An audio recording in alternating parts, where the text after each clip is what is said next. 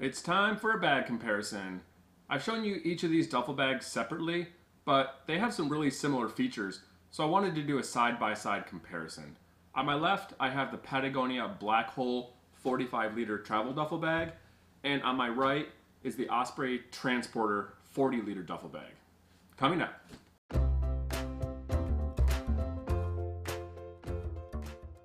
Welcome to One Bag Travels. This is a channel dedicated to helping you with one bag carry-on travel by providing backpack gear reviews and travel advice. If you'd like to learn more about carry-on travel, then please consider subscribing to our channel. Let's start out by looking at the materials and the hardware. Both of these duffels are made out of a high denier synthetic fabric, and they both have a thick TPU waterproof coating. The Patagonia uses a 900 denier ripstop polyester, while the Osprey is made out of an 840 denier nylon. There are slight differences between nylon and polyester and ripstop, but at this weight of fabric, you can basically say that these two bags have almost identical strength and abrasion resistant properties. The laminate coating on the Patagonia bag is slightly thicker than it is on the Osprey bag, but it's barely noticeable. The material on both these bags is really stiff. It's firm enough that the bags will more or less stand up on their own, even when they're empty. That means that these bags won't flop over while you're carrying them, and the lid stays open, making it really easy to pack the bags.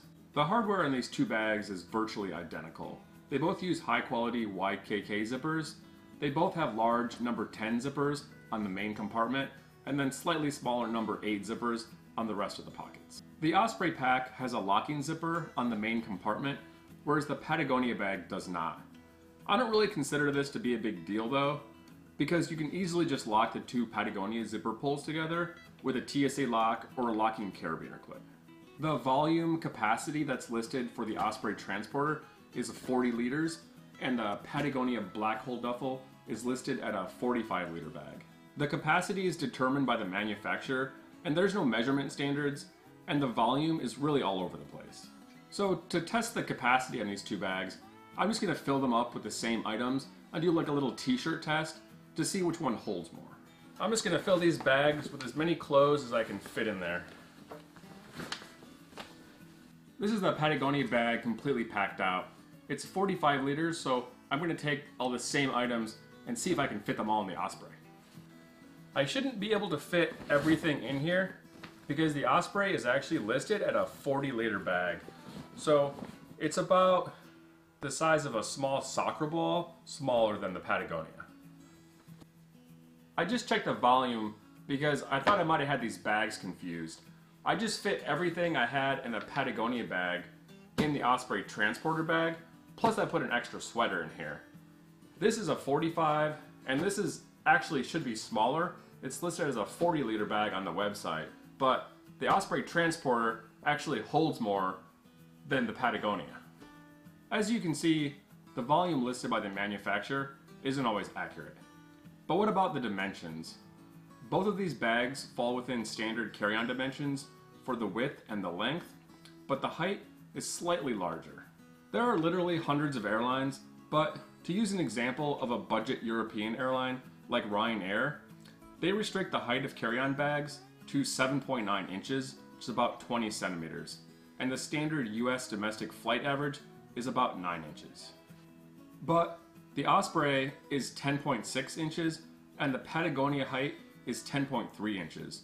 They're both about 1.5 inches too high for domestic and almost 2.5 too high for a budget European airline like Ryanair. So what does that mean? Does that mean that you can't take either of these bags on your next flight because one of the dimensions is slightly too high? Not necessarily. Both these bags are soft-sided, and you have quite a bit of wiggle room with the dimensions because you can squish them down quite a bit, even though the fabric is pretty stiff. So you should be fine with either of these bags in the overhead. Just make sure that you don't overpack them like I did. Now comparing the external organization on the Osprey and the Patagonia bag. These are both pretty simple duffel bags, and other than the backpack straps, there really isn't a whole lot going on the outside of these bags. They both have a small external access pocket. The Patagonia pocket is on the front of the bag. It's a really large pocket because it's actually the foldable pocket in reverse. The Osprey pocket is located on the top end of the bag instead of the front. It's not a very big pocket, but it's large enough for keys or small electronics, etc. Looking at a comparison of the carry options on these two bags, starting with the Patagonia, it has shoulder straps that can be completely removed from the bag. It has this top grab carry handle option, as well as two side carry handles. The Osprey pack has hideaway backpack straps, but it doesn't have top grab handles. It has two side carry handles, and this bag has a removable shoulder strap. I found the backpack straps on the Osprey Transporter to be quite a bit more comfortable than the straps on the Patagonia bag. They have a lot more padding, and they have more of a curve. They also have a mesh backing, and they come with a sternum strap. The top attachment is also more comfortable. It comes with a curved padded yoke connecting the two straps together, instead of the buckles that attach right to the bag on the Patagonia. The Osprey bag also just feels better on my back. It's more comfortable, it lays better, and the sternum strap really makes a huge difference on keeping the backpack straps together.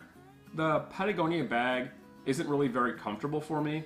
The bag kind of sits weird on my back, and there's no way to adjust the angle or the distance between the shoulder straps. And this top carry handle is also kind of annoying. There's no way to secure it out of the way when you're carrying it in backpack mode. One thing that neither of these bags does very well is back padding on the back of the backpack. Neither of them have any foam, mesh, padding, or any kind of air ventilation. The side of the duffel that lays against your back is just the TPU plastic laminate. And how it feels on your back is going to depend largely on what you put in the top of the duffel bag. The plastic also just really isn't very breathable, so it's not going to be comfortable to carry for long durations. As far as the other carry options on these two duffels, the Patagonia bag comes with these top grab carry handles, while the Osprey bag doesn't. But the Osprey bag comes with a removable shoulder strap, and the Patagonia bag doesn't. I really think the Osprey does a better job with the carry options here. The shoulder strap is super comfortable, and it's a great way to carry the bag. They don't have a top carry handle, but they do have the two side carry handles, which have a decent amount of padding and are pretty comfortable. The Patagonia bag, however, doesn't have a shoulder strap at all. And I think if you had to choose, I would rather have a shoulder strap than a top carry handle. Comparing the interior components and design, they both have large U-zip opening top lids. The Patagonia bag opens from the front, while the Osprey bag has a side opening flap. I think it's basically a tie on this one. Both have large lids and they offer easy access to the inside of the bag. The fabric on both of these bags is also really stiff. They're both empty right now and they stand up, which makes it really easy to pack the bags. They don't flop over. Neither bag has any further interior compartments or separators, but they both have small interior organizational pockets. The Patagonia has these two small zippered pockets on the underside of the lid. Well, the Osprey has just one large pocket.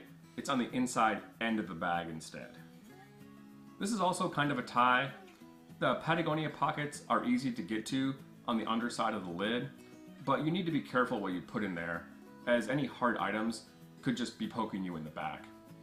The Osprey pocket is a little bit harder to get to on the inside end of the bag, but it's actually in a good location to keep these pokey items away from your back. In summary, both of these are great little duffel bags with sturdy fabric and great hardware, but neither of them does a really good job with the backpack carry option because they don't have any back padding or any kind of air ventilation. The Osprey bag is much more comfortable to carry as a backpack. The shoulder straps are thicker, they're more padded, and they have more of a curve. They also have a nice comfy shoulder strap option. I think the Patagonia would make a great weekend, car camping, or gym duffel bag. The fabric is super sturdier, it's more sturdy and robust than the Osprey bag, and it also weighs almost a pound less. But the bag isn't very comfortable to carry as a backpack, and with no shoulder strap option, it's not going to be a very comfortable bag for extended travel. I hope you enjoyed this review. If you have any questions about the Patagonia Black Hole or the Osprey Transporter duffel bag, then I'll be happy to answer them in the comment section below. And if you like reviews and bag comparisons like this, then please consider subscribing to our channel, and thanks for watching.